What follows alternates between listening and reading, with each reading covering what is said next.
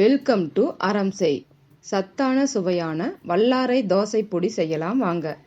இதுக்கு தேவையானது 3 கட்டு வல்லாரைக்கீரையை சுத்தம் பண்ணி நல்லா தண்ணியில வாஷ் பண்ணிட்டு நிழல்லையே காய வச்சு எடுத்துக்கணுங்க. இதுக்கு தேவையான பொருட்கள் 3 ஸ்பூன் கடலைப்பருப்பு, 2 ஸ்பூன் உளுத்தம்பருப்பு, 1 ஸ்பூன் கொத்தமல்லி, 1/2 ஸ்பூன் சீரகம், 4-5 மிளகு, 1 வரமிளகாய், தேவையான அளவு உப்பு. நம்ம சின்ன குழந்தைங்களுக்கு செய்யற மாதிரி இருந்தா வரமிளகாய் பயன்படுத்தாம கூட விட்டுறலாங்க.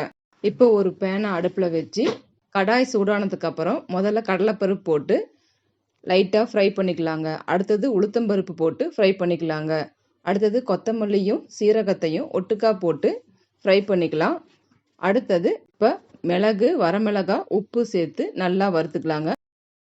இதெல்லாம் பச்சை வாசனை போய் நல்லா ப்ரௌனிஷாக கலர் வந்ததுக்கப்புறம் இறக்கி ஆற வச்சுக்கலாங்க.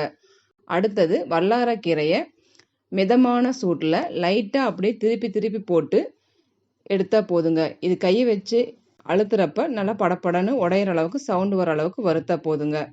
இதை இப்போது நல்லா ஆற வச்சு மிக்சி ஜாரில் போட்டு நல்லா நைஸாக அரைச்சிக்கணுங்க. இட்லி பொடி அரைக்கிற மாதிரி பருப்பருன்னு அரைக்கக்கூடாது. இப்போது வல்லார தோசை பொடி ரெடிங்க. இப்போ நம்ம தோசையை ஊற்றி தோசை வெந்ததுக்கப்புறம் 1 ஸ்பூன் வல்லார பொடியை தூவி நம்ம எடுத்து அப்படியே சாப்பிட்டுக்கலாங்க. சூப்பராக இருக்கும். குழந்தைங்களுக்கு கொடுக்குறப்ப நம்ம நெய் சேர்த்து கொடுக்குறப்ப அவங்களுக்கு இன்னும் டேஸ்ட் நல்லா இருக்கும், விரும்பி சாப்பிடுவாங்க.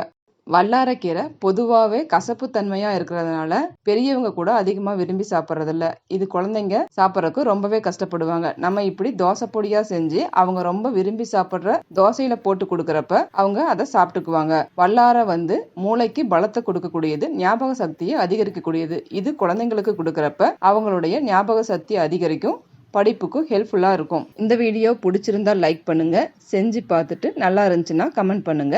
வாழ்க வளமுடன்.